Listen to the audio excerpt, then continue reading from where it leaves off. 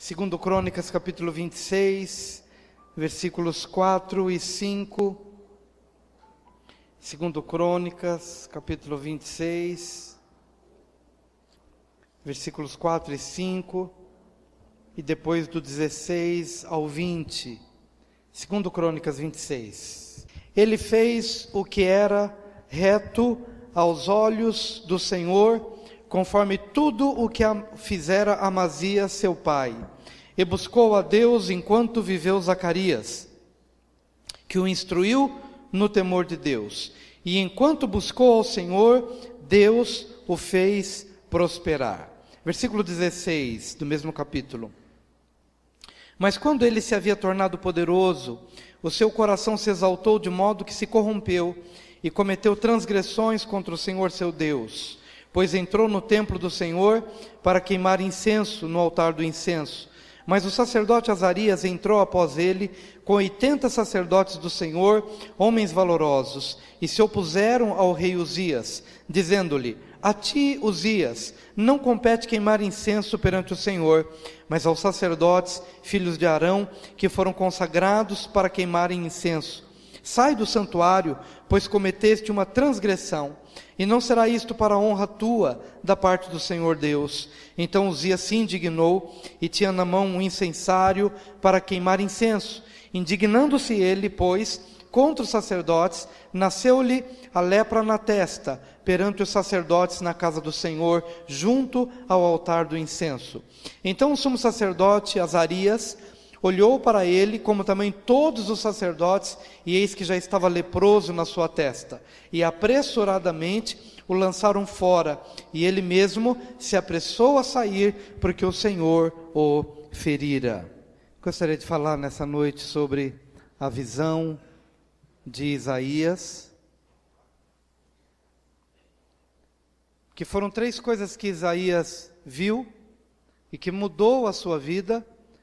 E eu penso que se nós tivermos hoje a mesma percepção que Isaías teve, a mesma visão, o mesmo entendimento que Isaías teve, a nossa vida também nunca mais será a mesma.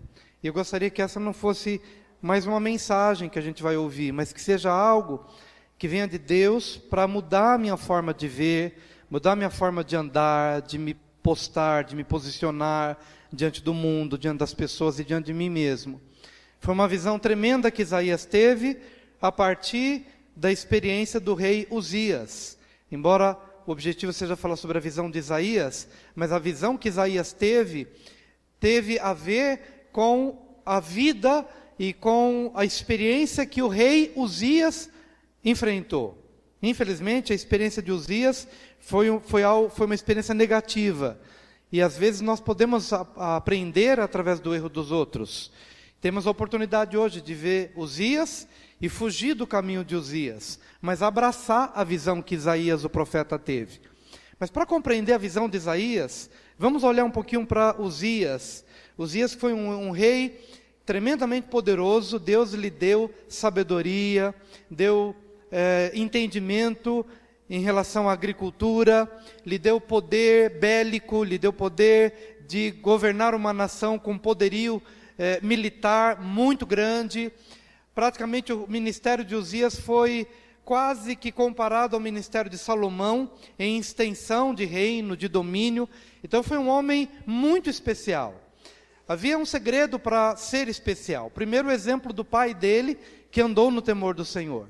E segundo, a presença do sumo sacerdote Zacarias.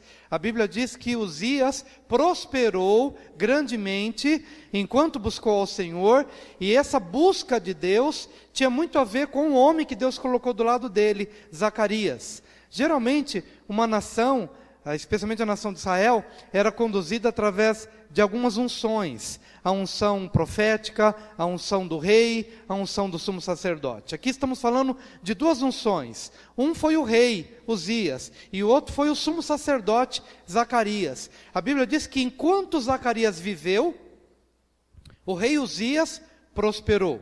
Zacarias foi um mentor espiritual, foi um estimulador, foi um mestre, foi alguém que conduziu o rei. Olha, cuidado rei, não entra por aqui, não entra por ali, tema ao Senhor, ande na palavra. Então enquanto Zacarias viveu, Uzias prosperou. Bastou Zacarias morrer e Uzias começou a experimentar um declínio espiritual. Ele começou a se engrandecer. Ele achou que não precisava mais. Ele achou que ele já tinha atingido o patamar de espiritualidade ou de sabedoria. Não precisava mais de um sumo sacerdote. Já não se lembrava mais do exemplo do pai. Ele foi acabando com as referências na mente e no coração e decidiu fazer uma carreira solo. Mas infelizmente essa carreira solo não prosperou, porque ele andou segundo a sua mente e segundo a soberba do seu coração. Ele temeu ao Senhor enquanto viveu Zacarias, mas agora na sua autossuficiência e na sua arrogância, ele começou a trilhar um caminho oposto ao caminho que Deus havia lhe orientado no começo. E a sua soberba foi crescendo a tal ponto dele não respeitar o novo sumo sacerdote. O antigo havia morrido, um novo havia se levantado, mas ele pensou, bom, Deus me abençoa tanto, olha a agricultura, olha o exército que eu tenho, olha a nação como é poderosa, graças a mim, mais ou menos ele pensou assim, então eu não preciso de um sumo sacerdote. E aí ele abriu mão desse ofício, ou do respeito ao ofício sacerdotal, e ele mesmo pegou o seu incensário, entrou no templo, não respeitou a unção do colega, ultrapassou a linha divisória, não respeitou os limites, pegou então o seu incensário e foi na direção do altar do incenso para apresentar o sacrifício diante de Deus. E quando o sumo sacerdote olha aquela cena, fica apavorado e manda que Uzias se retire imediatamente, dizendo, sai daqui porque não é a tua unção, não é o teu ofício. Você não tem, como se dissesse, você não tem a vestimenta adequada e você não tem a unção devida para isso. Você é rei, nós somos os sacerdotes. Então o sumo sacerdote apressuradamente mandou que Uzias saísse e 80 sacerdotes entraram atrás, apavorados com aquela cena. Mas a Bíblia diz que Uzias, ao invés de ouvir humildemente a palavra do sumo sacerdote, pelo contrário, ele se indignou no coração. E quando ele se indignou com aquela repreensão sacerdotal, imediatamente a lepra se lhe pegou na testa. E seria interessante a gente compartilhar um pouquinho, porque isso aqui tem a ver com o que Isaías vai ver lá na frente. Por que na testa? A lepra poderia ter tomado alguma outra parte do corpo, mas não tomou nenhuma outra parte do corpo, a não ser na testa. É importante entender que o sumo sacerdote tinha uma vestimenta, e a vestimenta sacerdotal representa virtudes, valores. Cada peça, cada parte da vestimenta, dos paramentos sacerdotais, tinham a ver com valores espirituais. E tinha uma peça da vestimenta do sacerdote, que era uma lâmina de ouro, que era colocada na mitra, um turbante, uma lâmina de ouro, escrito assim, santidade ao Senhor, ou santidade a Yahvé. Algo escrito, externamente, uma lâmina de ouro. Mas isso representa um valor interno. Aquilo que os sacerdotes vestiam e que era visível a todos, representavam valores que se cultivam, valores que você gera ao longo da vida, para que então você possa exercer aquele ofício e aquilo possa ser recebido diante de Deus.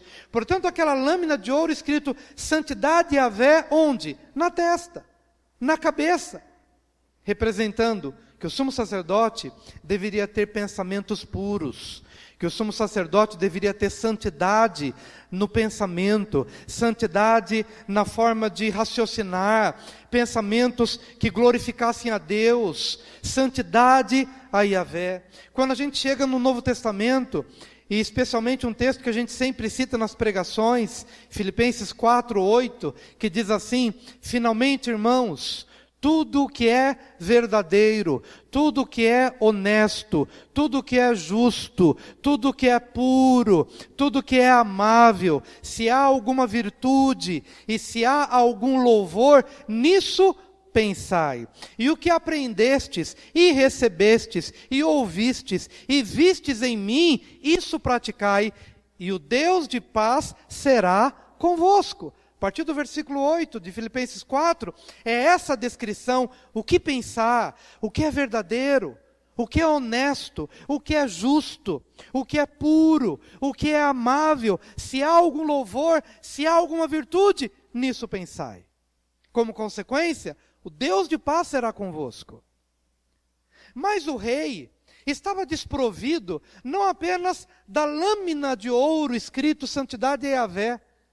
Se fosse só isso, se fosse só essa falta, ainda podia se levar em consideração, mas ele estava desprovido tanto da lâmina externa, quanto do valor interno. A sua mente estava contaminada com pensamentos impuros, soberba, ira, falta de submissão às leis de Deus, aos mandamentos de Deus, aos valores de Deus. A sua mente estava contaminada, impregnada de mentira, impregnada de valores humanos, terrenos, de glória pessoal. Sua mente estava contaminada, estava doente. Eu estou pregando a nós hoje, seres humanos, que estamos expostos todos os dias a bombardeios na nossa mente, a imagens, a palavras, a figuras que bombardeiam a nossa forma de pensar para nos tirar do patamar da pureza e nos remeter à impureza, de nos tirar da verdade a fim de que acreditemos na mentira, a sairmos da honestidade para aceitarmos os subornos, coisas que passam pela nossa mente e nos contaminam. Então daí a lepra que se pegou na testa, no lugar onde o sumo sacerdote tinha escrito Santidade a Yahvé, como sinal de que aquela doença ou aquela lepra tinha um lugar de pouso, tinha um lugar de estabelecimento, e esse lugar de estabelecimento é na mente, nos pensamentos. E eu queria que hoje você pudesse vigiar em cima dos pensamentos. Gostaria que você compreendesse a grande batalha espiritual na qual estamos inseridos, no comércio, na empresa, na escola, dentro de casa. Pensamentos: meu pai não gosta de mim, meu professor me persegue, minha mente está divagando, está sem controle, sem domínio. Porque às vezes não filtramos aquilo que nós pensamos com o filtro de Filipenses 4:8. Decidimos pensar naquilo que não é verdadeiro, naquilo que não é honesto, naquilo que não é justo, naquilo que não é puro, naquilo que não é amável e naquilo que não é de boa fama.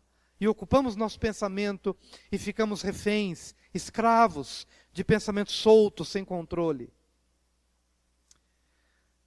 Então já sabemos por que da testa, mas precisamos saber por que a lepra. Podia ser uma outra coisa, mas por que a lepra? Por muito tempo, na verdade a gente vai lendo a Bíblia e às vezes não entende o porquê de algumas coisas. E compreender um pouquinho a língua original, compreender um pouquinho, embora não sejamos autoridades na língua original, mas pelos estudos vamos descobrindo o significado aqui e ali, e vamos entendendo, queridos, que a lepra vem de uma palavra hebraica, metzorá, leproso. E uma palavra que sai da mesma raiz é motzirá, mesma raiz, que significa faz sair o mal da boca. Então, os rabinos no passado associavam a lepra física aos pecados da língua, àquilo que se fala. E é interessante a gente poder perceber que o rei Uzias, embora o texto não diga que ele tenha falado contra os sacerdotes, mas pelo contexto, quando a Bíblia diz, Mateus 12:34, que a boca fala do que o coração está cheio, é muito difícil a gente se indignar e não verbalizar isso. É muito difícil a gente não ter alguma coisa amargurando o nosso coração e aquilo não ser verbalizado de alguma forma. Então, entendendo o significado da palavra metzorá, leproso, e a raiz, motizirá, faz sair o mal da boca. Então não tenham dúvida de que aquele coração enfermo da indignação e da rebelião contra o sacerdócio, tenha feito com que aquele rei pecasse com seus lábios. E no pecado dos seus lábios, a testa desprovida da santidade ao Senhor, e lepra, que é um sinal de que alguma coisa vai muito ruim dentro da gente. Não tinha doença pior do que a lepra no Antigo Testamento. E lepra era uma praga, que não somente pegava em pessoas, mas pegava em tecidos. Se você estudar o livro de Levítico, você vai ver que a praga dava em tecido. E que a praga dava em paredes da casa. E havia um remedinho, havia uma vistoria sacerdotal, quando a parede estava contaminada de lepra, quando o tecido estava contaminado de lepra, ou quando a pele da pessoa estava contaminada de lepra. E a gente vai olhando, queridos, quanta coisa leprosa. Tem gente que recebe o salário, pega o salário, e fica indignado com o salário, e verbaliza a sua indignação, selando a sorte daquele salário, dizendo, esse salário não vai dar para nada. Pois bem, assim como falamos, amaldiçoamos tecido, amaldiçoamos casa, amaldiçoamos parede. Aquilo que nós encontramos de forma física no Antigo Testamento tem um significado espiritual. Se explica no Novo Testamento, quando o apóstolo Paulo tem todo um cuidado de dizer, não saia da vossa boca nenhuma palavra torpe, senão a que for boa para edificação, a fim de que ministre graça aos que a ouvem. Por que Paulo fala sobre isso? Porque Paulo estudou aos pés de Gamaliel, estudou Levítico, estudou Êxodo, estudou Gênesis, Números, Deuteronômio, e então seus olhos se abriram, ele pôde compreender, interessante, a lepra, que era algo físico, notório, mas ela reflete uma realidade espiritual. Então aquilo que nós vemos em Efésios, ou Gálatas, ou Filipenses, por mais que não tenha nomes como os que vemos no Antigo Testamento, mas, através da explicação no Espírito, podemos compreender que tudo que ele fala, não saia da vossa boca nenhuma palavra torpe, nenhuma palavra torta, nenhuma palavra que não seja para edificação, mas só aquelas que edificam e que possam ministrar graça aos que a ouvem. Amém?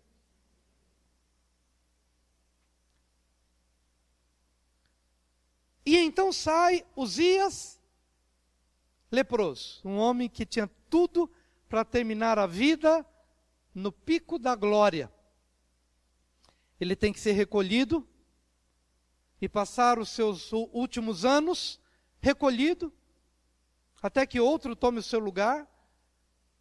Mas ele foi privado de ver o melhor de Deus para a sua vida. E amados, a nossa vida está passando. E o que os nossos lábios estão construindo?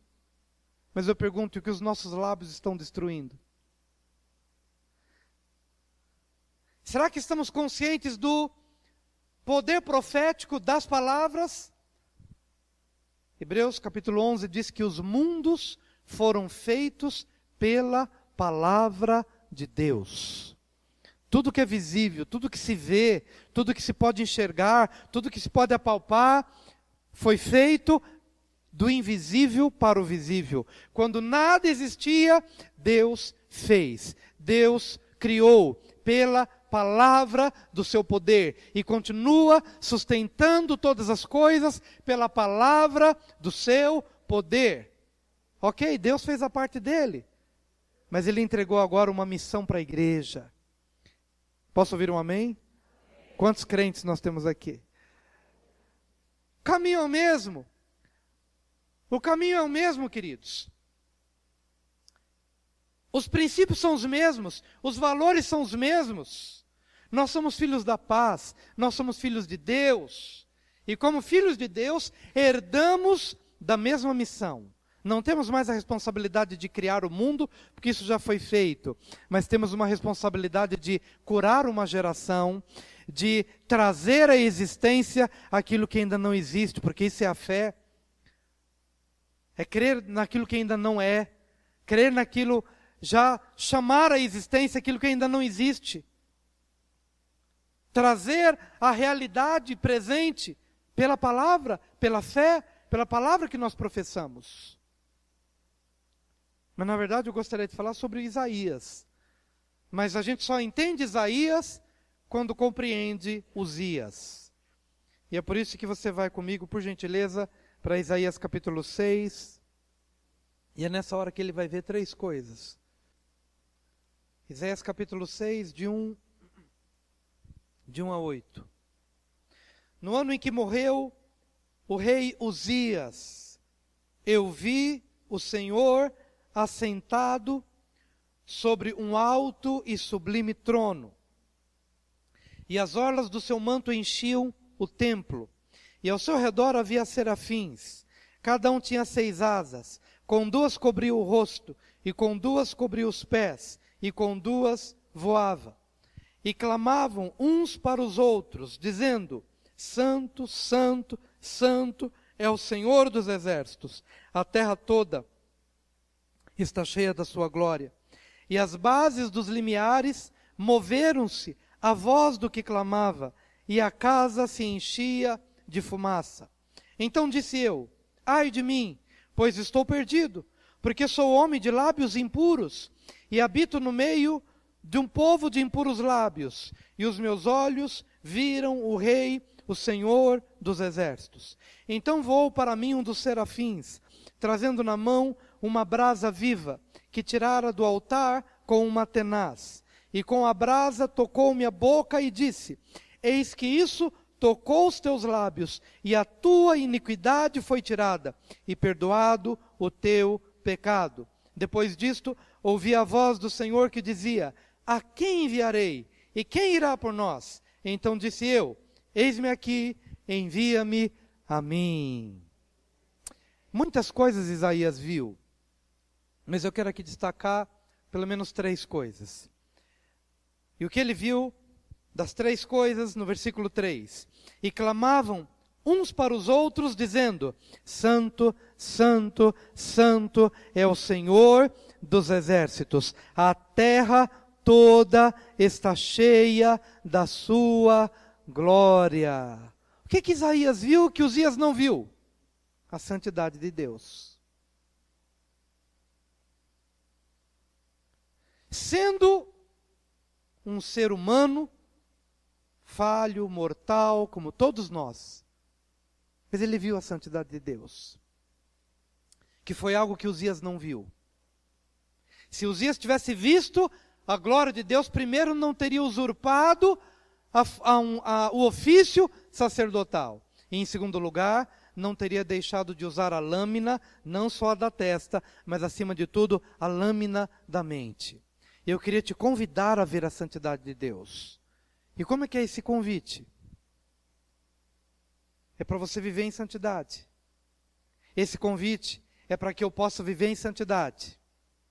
Esse convite é para que a gente possa compreender que todos nós, como igreja, fomos feitos sacerdotes. Todos nós somos reis e sacerdotes, e especialmente o ministério sacerdotal. E Deus tem nos chamado, Deus tem me chamado e tem chamado a você a conservar a sua forma de pensar em santidade. Porque sem santidade ninguém verá o Senhor. Será que a gente pode dizer isso para o nosso vizinho? Sem santidade ninguém verá o Senhor. E não sei se você participa de grupos de WhatsApp. Graças a Deus os nossos grupos aqui são todos santos. Pelo menos todo que eu participei daqui da igreja é tudo santo.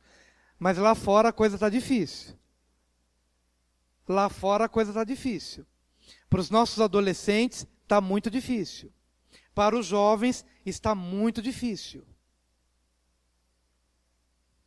Mas eu queria que você, meu amigo, meu jovem, minha criança, meu adolescente, meu junior, que me ouve aqui, e que você cresça nessa dimensão de santidade. Talvez os seus colegas vão lhe chamar de puritano, venham lhe colocar à margem, porque vão te achar muito santo para andar com eles. Mas é preferível ser santo, porque tem uma coisa do outro lado, no reino espiritual, que Deus quer que você veja, que os olhos impuros deste mundo não conseguem ver. Nós precisamos de uma geração de olhos puros, nós precisamos de uma geração de ouvidos puros, para que no abrir da nossa boca, nós possamos respeitar o princípio que diz que a boca fala do que o coração está cheio. Mas se meu coração e se as janelas da minha alma estão escancaradas para a pornografia, para a imoralidade, para a indecência, para a intriga, para a briga, para a calúnia, que o coração se enche de tudo que não presta, a boca vai produzir o resultado de um coração que se afastou de Deus. Isaías viu a santidade de Deus, e isso o levou a uma tomada de decisão que fez dele o maior profeta do Antigo Testamento. Se você quer fazer diferença como empresário, seja santo. Se você quer fazer diferença como homem de Deus, seja santo no seu olhar, seja santo nas suas conversas, seja santo naquilo que você ouve, seja santo nas suas decisões, que você possa ter um coração tão sensível ao Espírito, que ao ultrapassar, por mínimo que seja, a linha divisória, você sinta, tem alguma coisa errada, preciso voltar. Mas quando a gente já é displicente em relação a isso, a gente não consegue perceber os limites. E às vezes acaba vivendo como Sansão, que tinha uma unção tremenda de Deus sobre a sua vida, mas só vivia na vinha, só vivia tocando em cadáver, e se deixou cortar o cabelo, quebrar a sua consagração diante de Deus. Vinha, cadáver e cabelo são sinais apenas, são símbolos espirituais apenas, de valores que a gente precisa entender no coração. Então não importa o que essa geração vá dizer a seu respeito. Ah, você é muito santo.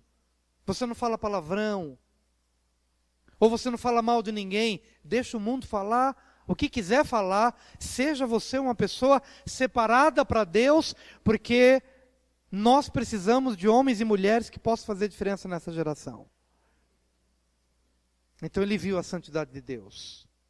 A segunda coisa que Isaías viu foi a iniquidade dos seus lábios. Por muito tempo, fiquei pensando, por que Isaías, de tantos outros pecados que poderia se arrepender, foi pensar justamente no pecado dos lábios. E entendi quando compreendi o significado da palavra metzorá, leproso, e motzirá, faz sair o mal da boca. Ou seja, foi no ano em que morreu o rei Uzias. Uzias era um rei, Isaías também era um estadista, Isaías conhecia Uzias, era contemporâneo de Uzias. Isaías sabia o tipo de vida que Uzias viveu nos seus últimos anos. E a causa da sua lepra, o mal que sai da boca e que nos torna leprosos, e que nos impede de prosperar, de avançar, de atingir o que Deus quer que a gente atinja. E então, por saber a causa do fracasso de Uzias, e essa causa estava nos lábios, Isaías temeu por si próprio, dizendo, ai de mim, como que dizendo, não sou melhor do que Uzias. Meus lábios são tanto impuros quanto os de Uzias. Ai de mim, que sou homem de lábios impuros, e habito no meio de um povo de impuros lábios. Sabe quando determinadas práticas pecaminosas vão se tornando tão comuns, que é mais comum você praticar o mal do que você praticar o bem, se tornou cultural. Não é apenas a minha boca que é iníqua, eu habito no meio de um povo de impuros lábios. Se tornou comum, natural, todo mundo fala, todo mundo faz. Mas o que ele viu que pôde mudar a sua vida? Mudou a sua linguagem. E talvez haja alguns níveis de mudança. Você se converteu, falava palavrão e não fala mais. Glória a Deus. Esse talvez seja o primeiro nível. Mas o segundo nível, e pode haver segundo, ou terceiro, ou quarto, ou quinto, quantos forem, Deus vai nos mostrando. Mas eu tenho certeza de que nesses níveis, não basta tão somente não falar mais palavrão. Agora precisamos substituir a postura de murmuração. Precisamos mudar a postura de reclamação. Precisamos mudar a postura de amaldiçoar alguém, ou de xingar alguém, ou uma situação. Eu não sei quantos níveis, mas eu tenho certeza que há muitas camadas para que um filho venha à luz. Conversei com a Noemi, ela me falou algo que eu não sabia sobre o parto cesariana, e que são 7 camadas de pele que são cortadas. Eu falei, gente, mulher sofre, né? Fiquei pensando assim, 7... Eu fiquei espantado com isso, desculpe a minha ignorância. Mas eu falei, são 7 camadas? Ela falou assim, demora tanto para fazer isso, porque tem a primeira camada, tem a segunda, tem a terceira. Tudo isso para que algo bom venha à luz. Deus quer falar com a gente. Às vezes o filho de uma nova linguagem não nasce porque não somos profundos nas cirurgias divinas, nos cortes divinos em nossa vida.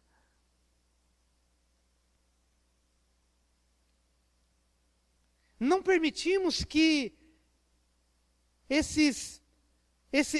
essa tratativa divina seja a ponto de se cumprir um objetivo. Para isso você tem que orar, Senhor, põe guardas, como o salmista dizia, põe guardas à porta da minha boca. Eu estava no Poupa Tempo essa semana, eu sei que talvez a experiência que eu vou trazer aqui seja muito ingênua, mas eu precisei do Poupa Tempo, e tive uma experiência muito boa. Não é a experiência que talvez muita gente tenha, mas para mim foi muito bom. Eu cheguei lá 9 horas para fazer um licenciamento de um carro e saí às 9h13 com o documento na minha mão. Em 13 minutos, eu paguei a taxa, eu fui no balcão para fazer o licenciamento e depois fui no balcão para retirar o documento e só não saí antes disso porque entregaram o documento para 3 idosos que não estavam na minha frente, mas tinha uma prioridade e entregou para eles. Senão, talvez eu tivesse saído de lá com 9 minutos, com 10 minutos. Maravilha, uma bênção. Eu já trabalhei em escritório de despachante, quando me entregavam um documento para fazer licenciamento, e eu, ok, dá o documento, semana que vem você volta aqui, e se você tiver sorte, daqui a 8 dias você está com o documento na mão. Sair com 13 minutos com o documento, é uma bênção. Mas eu fiz um teste. Cheguei um pouquinho antes das 9, abriu 9 horas em ponto, um pouquinho antes, a moça veio, organizou. Quem tem agendamento, fica aqui nessa fila. Quem não tem, nessa. Quem é licenciamento, nessa outra, organizando. Tinha muita gente. Assim que ela deu as orientações, eu fiz um teste. Eu falei, quer ver que ela vai terminar de falar, e eu vou começar a ouvir um monte de gente reclamando? Dito e feito, dito e feito. Ela terminou de organizar tudo, atrás de mim, do meu lado, da minha esquerda, e reclamava que não tinha lugar para sentar, cheio de banco para sentar, e o pessoal reclamando que não tinha lugar para sentar. Ah, poupa tempo, não está poupando tempo nenhum. Gente, 9 horas, estava aberto aquilo. Repito, nem sempre é essa santidade toda, nem sempre é essa bem-aventurança toda. Eu sei que tem dificuldades. Mas o que eu quero dizer, queridos, é que às vezes a linguagem, ela já se tornou um vício comportamental, de tal maneira que até diante de algo irreclamável, se é que existe essa palavra, se não existe, estou criando agora, até diante de algo irreclamável, já está na cultura reclamar. E a gente não entende que é dessa forma, dessa maneira, que a gente vai tendo a atitude do povo no deserto. Estou cansado, estou com fastio desse miserável pão que desce dos céus. Maná. Não tem água, não tem pão, não tem comida, não tem direção. Ai de mim, Senhor, porque eu sou um homem de lábios impuros e eu habito no meio de um povo de impuros lábios.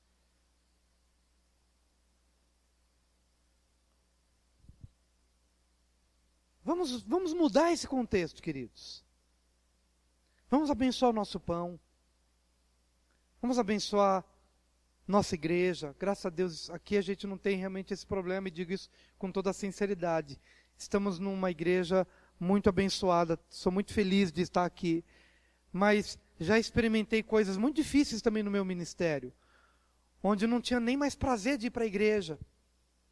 Hoje eu tenho saudade de ir para a igreja. Um culto que eu não prego, parece que está faltando muita coisa, porque amo a igreja. Mas amo a igreja porque é diferente.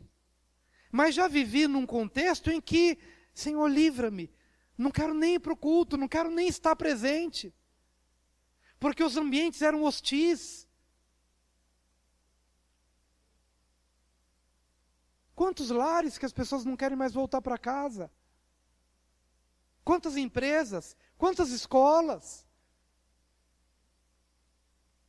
Vamos mudar isso pela palavra da nossa boca. Vamos começar a profetizar mudança. Falar mudança. Falar a palavra de Deus. Foi isso que Isaías viu. Primeiro ele viu a santidade de Deus. Em segundo lugar, ele viu a iniquidade dos seus lábios, mas graças a Deus que quando ele se deu conta disso, logo um serafim, cujo nome significa aquele que purifica com fogo, esse é o significado da palavra serafim, o que purifica com fogo, com uma tenaz, pegou a brasa viva do altar de Deus e purificou os lábios de Isaías. Eu gostaria muito que você não saísse daqui sem gostaria que você saísse daqui com uma experiência viva. Com essa experiência de purificação nos lábios, mas intensa, muda minha forma de falar, Senhor. E o serafim purificou os lábios de Isaías. E na hora em que seus lábios foram purificados, ele deixou o contexto do ai de mim, sou homem de lábios impuros. Com os lábios purificados, eis-me aqui, Senhor, envia-me a mim. Olha que mudança. Olha que mudança. Foi isso que ele viu. Mas a última coisa que ele viu o que está no versículo 1. No ano em que morreu o rei Uzias, eu vi o Senhor assentado sobre um alto e sublime trono, e as orlas do seu manto enchiam o templo. Diga, orlas do seu manto enchiam o templo.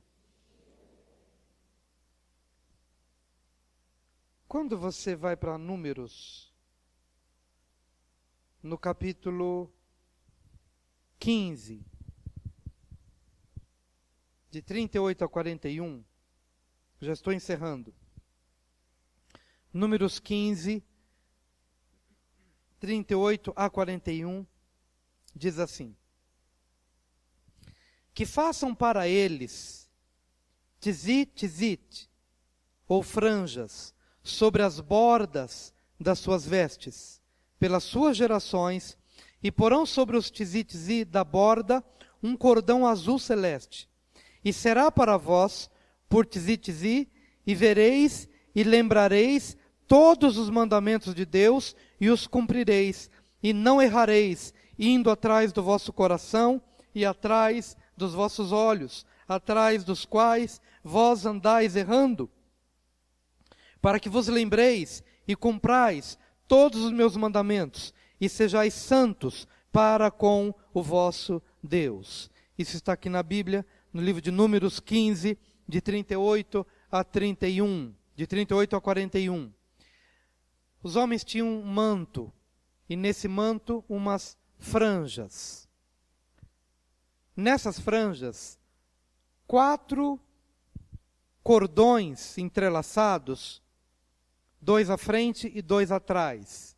E nesses cordões, um cordão especial azul revestindo essas tranças. Esses cordões se chamam tzit, que tinha um objetivo de fazer com que o povo, ao olharem para essas franjas, ou para esses cordões entrelaçados, eles se lembrariam dos mandamentos de Deus. E ao se lembrarem dos mandamentos, uma vez sendo tentados a praticarem algo errado, olhariam para as franjas e se lembrariam dos mandamentos. E se apegariam aos mandamentos de Deus para não caírem em cilada. E todos os homens deviam vestir esses mantos com essas franjas e com esses tzitzits. No entanto, todos os homens se tornaram transgressores da palavra e dos mandamentos de Deus. Romanos 3, 23 nos diz: todos pecaram e destituídos estão da glória de Deus. Todos pecaram. Mas houve um homem que vestia esse manto como todo bom judeu e que olhou para essas franjas na borda do seu manto e guardou os mandamentos. Não precisa dizer que esse homem foi o nosso Senhor, amado Senhor Jesus Cristo de Nazaré. Guardou toda a palavra, guardou todos os mandamentos. E qual o benefício de guardar todos os mandamentos? Deuteronômio 28. Se alguém guardar todos os mandamentos, todas essas bênçãos virão sobre ti. Bênçãos de cura, bênçãos de prosperidade, bênçãos de celeiros cheios. O que aconteceu com os homens? Foram para a maldição porque não guardaram. Mas Jesus, havendo guardado toda a palavra, acabou recebendo nele toda a bênção de Deuteronômio 28. E como resultado dessa bênção em Cristo, há uma promessa em Malaquias, capítulo 4, versículo 2, que diz assim: mas para vocês que reverenciam o meu nome, o sol da justiça se levantará trazendo cura em suas asas.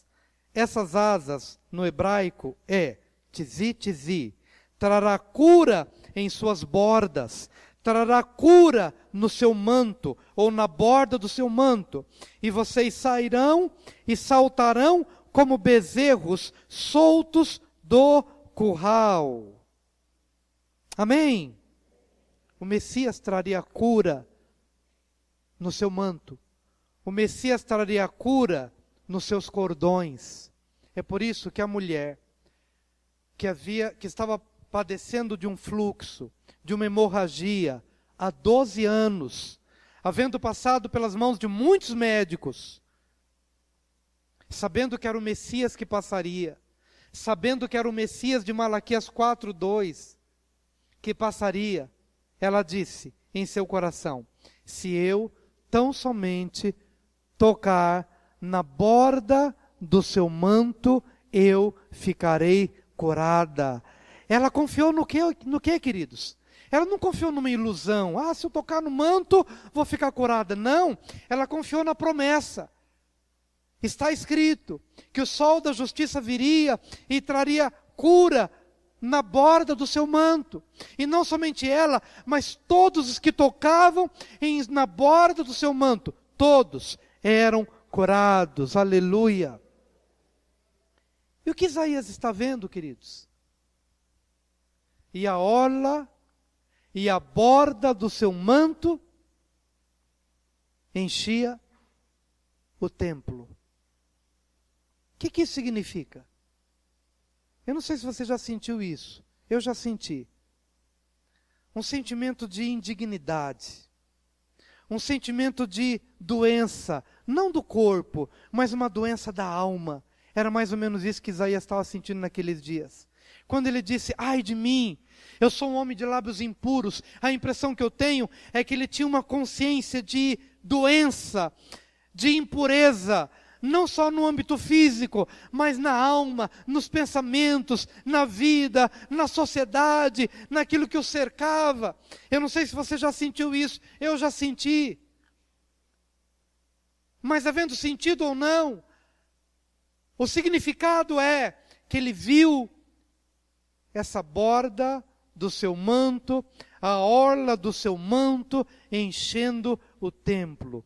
E se você hoje tem sentido na sua vida, na sua alma, na sua casa, na sua família, tem sentido essa impressão de que alguma coisa não vai bem,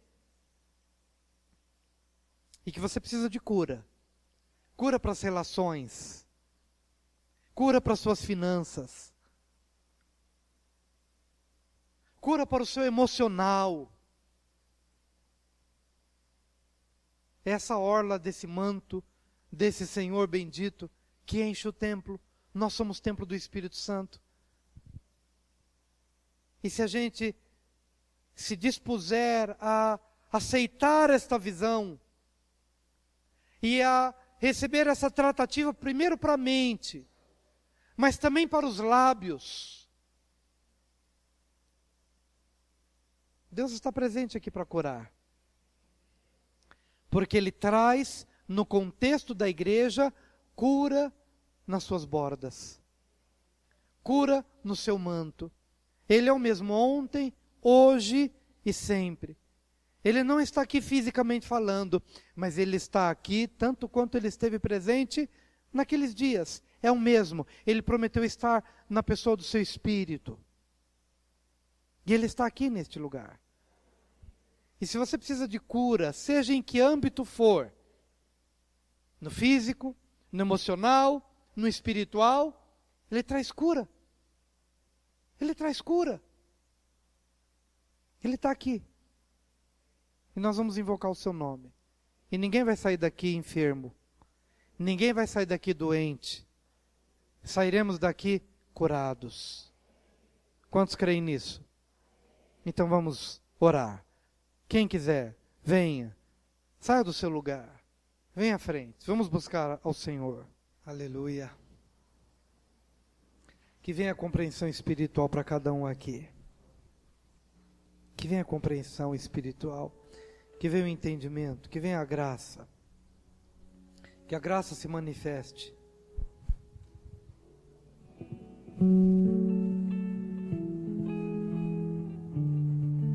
Aleluia, Senhor. Aleluia. Comece a ver quantos ambientes serão mudados através de uma nova forma de pensar, através de uma nova forma de falar.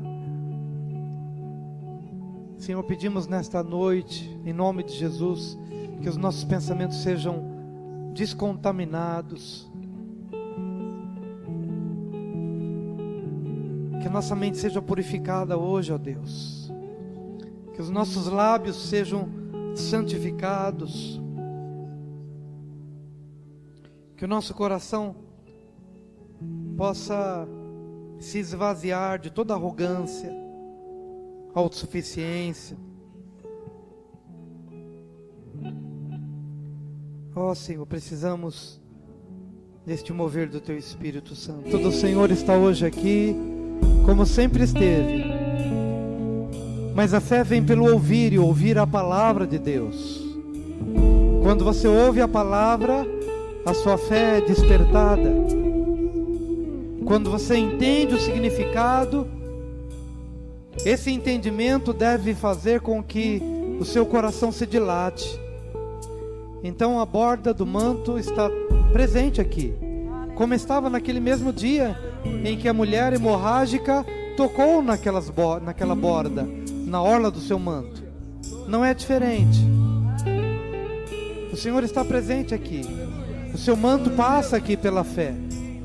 E você deve crer e tocar no seu coração, receber no seu coração, como aquela mulher recebeu. Se eu tão somente tocar na orla do seu manto, ficarei curada.